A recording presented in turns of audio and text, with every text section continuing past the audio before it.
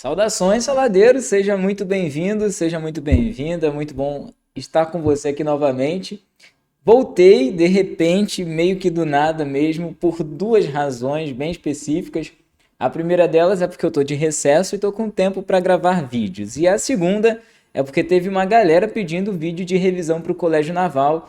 E na verdade, como eu tô de recesso e com tempo para gravar vídeos, aí eu resolvi atender a esse pedido, pessoal. Então, estou aqui por vocês. Olha só, eu poderia estar sentado agora mesmo lendo X-Men. E eu tô aqui fazendo vídeo de revisão para o Colégio Naval, porque eu adoro vocês, eu amo vocês, vocês são meus queridos. Então a gente vai fazer o seguinte: serão 3 vídeos, 5 questões em cada um.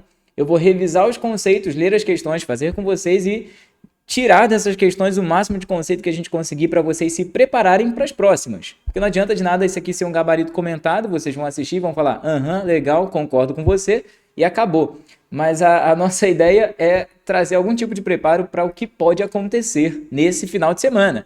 Então cola aqui, se você é novo, não se esqueça de se inscrever no canal, deixar like no vídeo e mandar comentários, sugestões, blá blá blá blá blá blá. Envia o vídeo aí para seus amigos também para eles poderem acompanhar com a gente.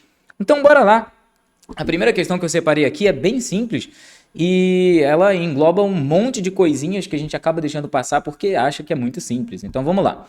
O modelo de Dalton foi de suma importância para o conceito de átomos, moléculas e substâncias, sejam elas simples ou compostas. Assinale a opção que apresenta apenas substâncias simples.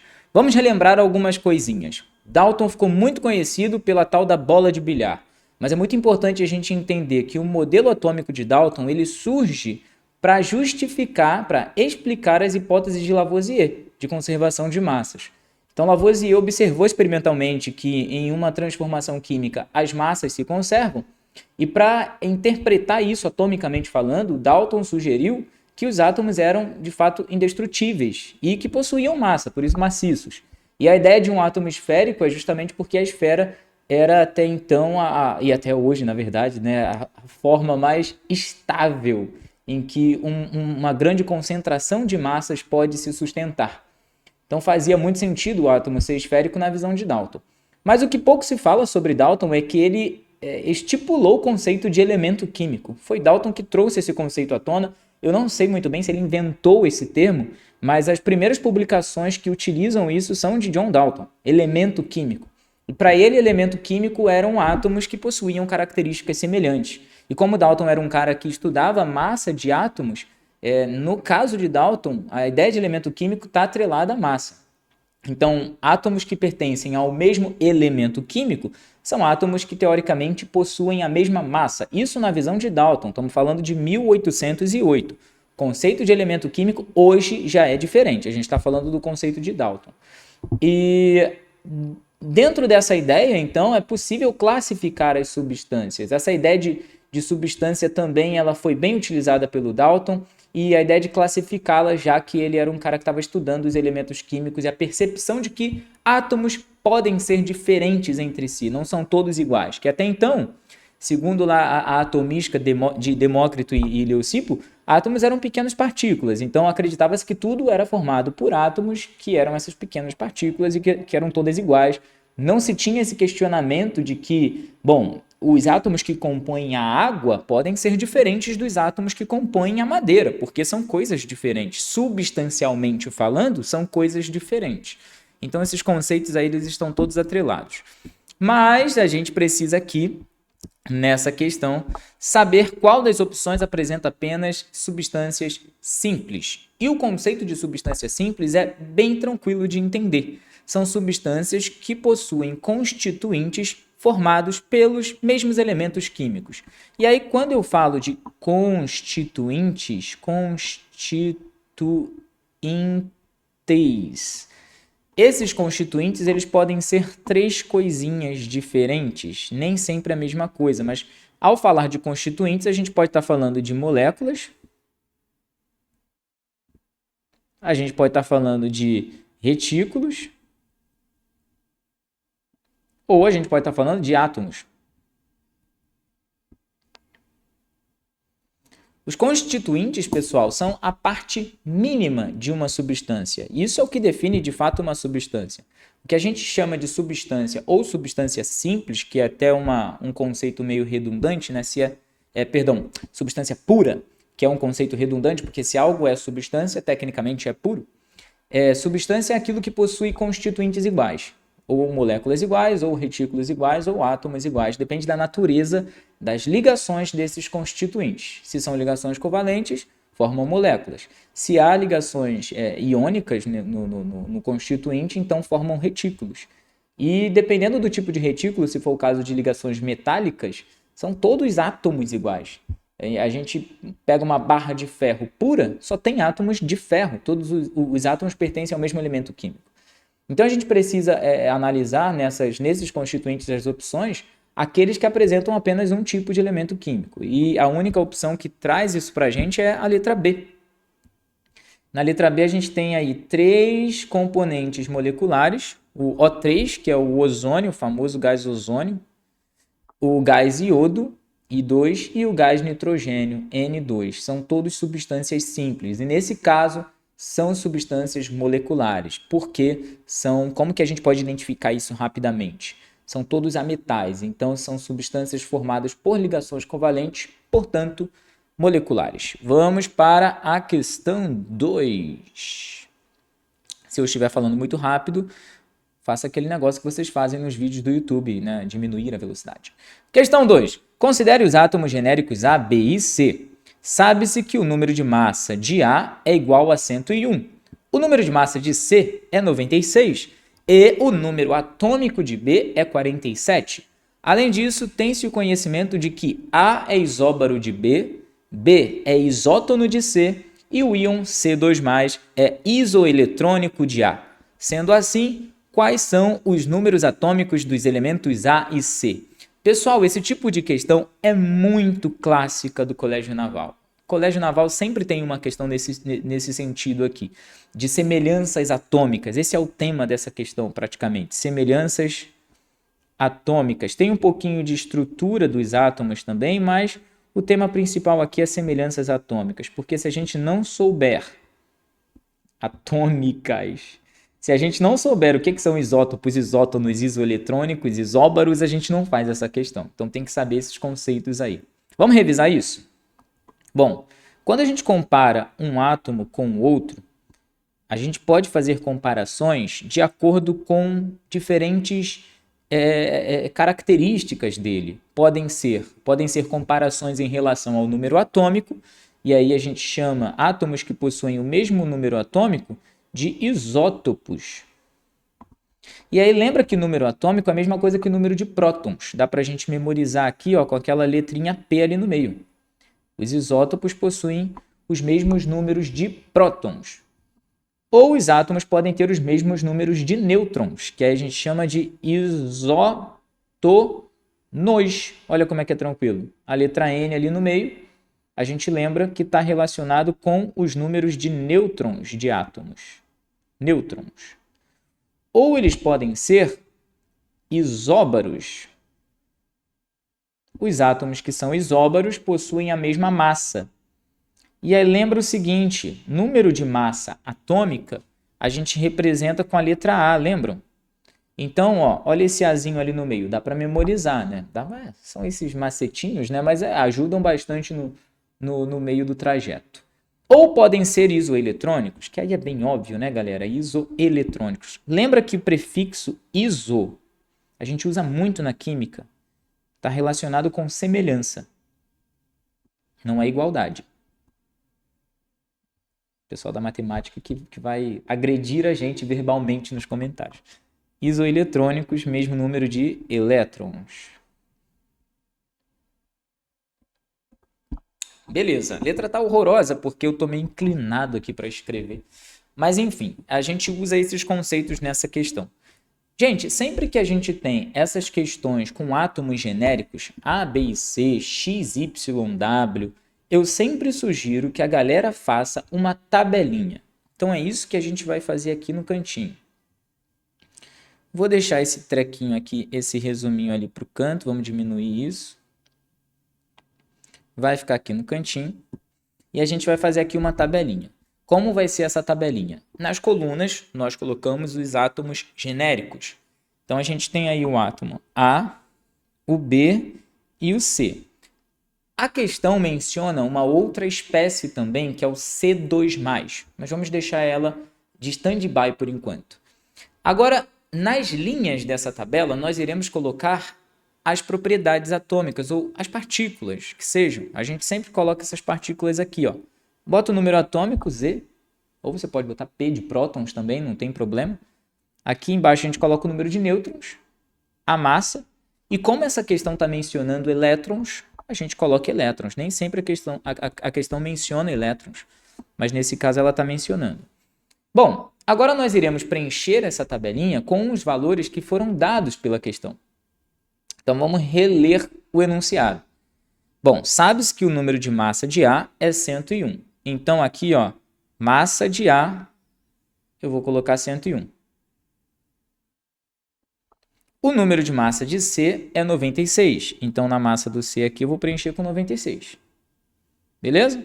E o número atômico do B é 47. Então lá na linha de números atômicos eu vou colocar 47 para o B. Além disso, aí olha agora, nessa segunda sentença aí do enunciado, a gente começa a ver as semelhanças. Então ele começa, além disso, tem-se o conhecimento de que A é isóbaro de B.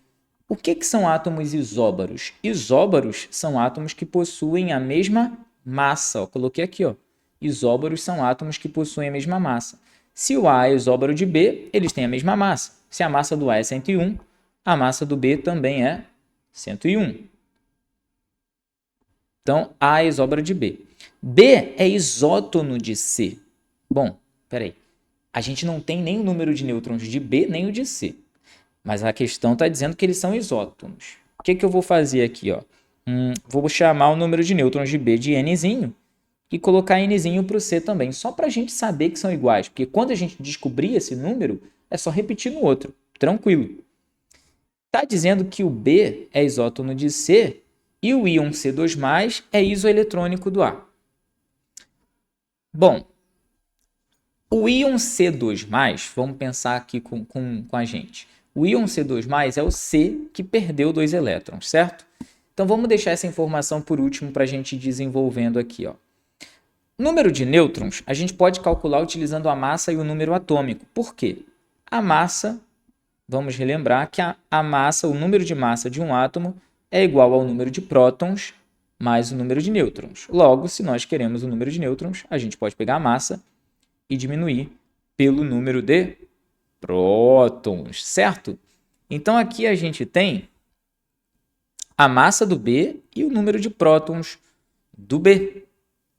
Com isso a gente consegue descobrir o Nzinho. 101 menos 47. Beleza? Então com isso a gente descobre o Nzinho. Descobrindo o Nzinho, a gente descobre o Nzinho do C também. Isso nos permite descobrir o número atômico do C também.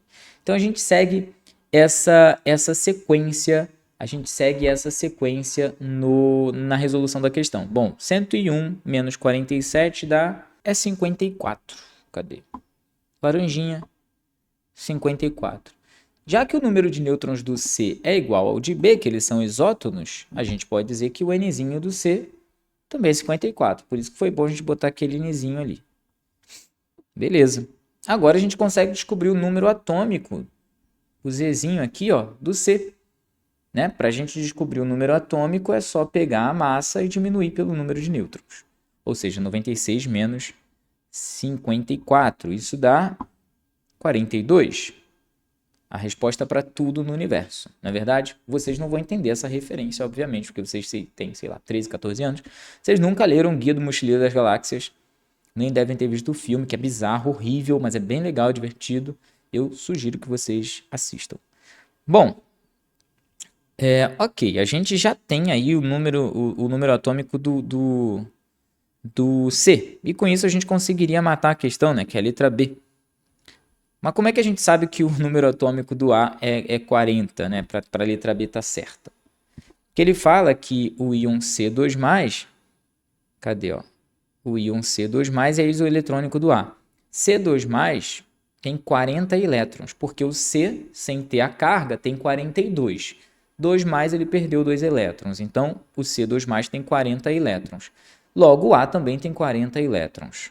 Se o A ele não tem carga, ele tem 40 elétrons e 40 prótons também, porque quando uma espécie não tem carga, o número de elétrons é igual ao número de prótons. É o que nós chamamos de estado fundamental.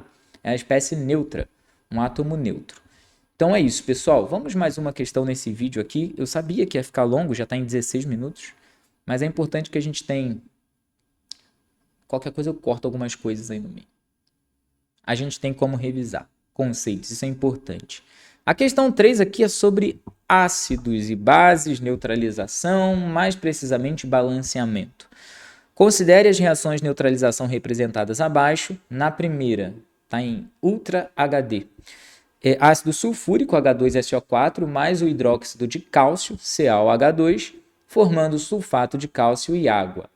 E na equação de baixo, nós temos o ácido clorídrico, o HCl, mais hidróxido de alumínio, formando cloreto de alumínio e água. Então, a gente tem neutralizações totais, completíssimas aqui.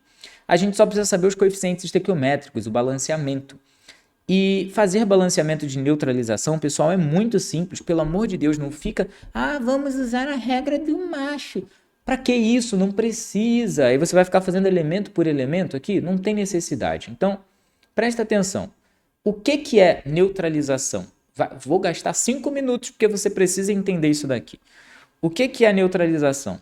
Neutralização é quando o H+ do ácido entra em contato com o OH- da base e forma água. Isso é o que de fato a gente chama de neutralização. Neutralização não é formação de sal.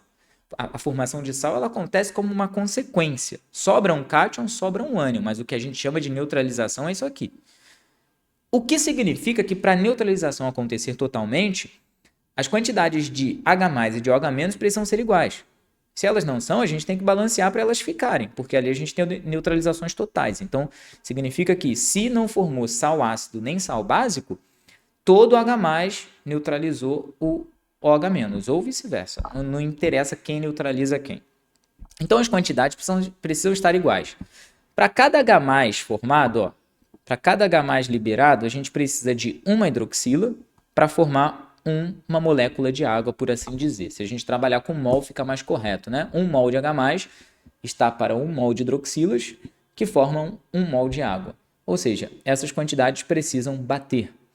Quando elas já estão batendo, que é o que acontece na primeira equação, o ácido, ele é um ácido diprótico, ele vai liberar 2 H+.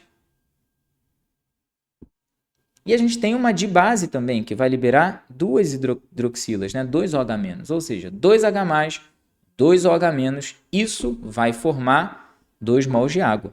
Então, o X é 2. Já na de baixo, as quantidades não batem. A gente tem um ácido monoprótico, ou monoácido, ele libera 1 mol de H+ por mol de ácidos apenas. E a base, ela libera 3 mols de hidroxila.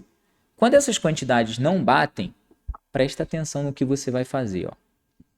O número de hidroxilas na base, você coloca no ácido. O número de hidrogênios no ácido, que nesse caso aqui é 1, você coloca na base. Multiplica um pelo outro. Nesse caso, 3 vezes 1. E o resultado é 3. Você coloca na água. Sempre dá certo. Quando é 2 e 3, quando é 3 e 2, quando é 1 e 2, 2 e 1, 3 e 1, sempre dá certo. Pensa nisso aí. Então, o X é 2, o Y é 3 e o Z é 3 também. 2, 3, 3, letra C de correto. Então é isso, pessoal. Esse aqui acabou. Nos encontramos no próximo vídeo, já está muito longo. Nos encontramos no próximo vídeo, provavelmente mais 3 questões. Se der, a gente faz mais no próximo vídeo de Colégio Naval. Se inscreve no canal, ativa o sininho. Um beijão, foi muito legal estar aqui com vocês novamente. E até a próxima!